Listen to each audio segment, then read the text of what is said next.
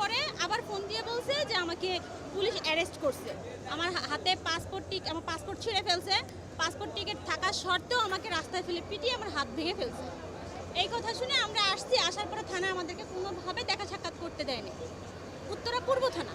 আমরা রাত্রে আপনার 3টার দিকে একবার গিয়েছিলাম বিকালে, আবার রাত্রে 9:30টার দিকে গিয়েছি, আবার রাতে 1:30টা বাজে গিয়েছি।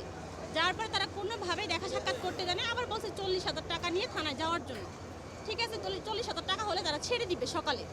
আমরা টাকা নিয়ে থানায় যাওয়া সত্ত্বেও আমাদেরকে কোনোভাবে অ্যালাউ করা হয় নাই। প্লাস আমার শাশুড়িকে, সে তো সঙ্গে এখন এখানে নাই, এমন বাড়ি দিচ্ছে এইখান থেকে এই পর্যন্ত তার একবার জখম হয়ে গেছে পুলিশ।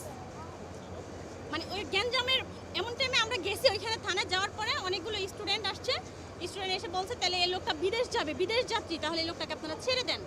এই মুহূর্তেই কে বা কারা জানি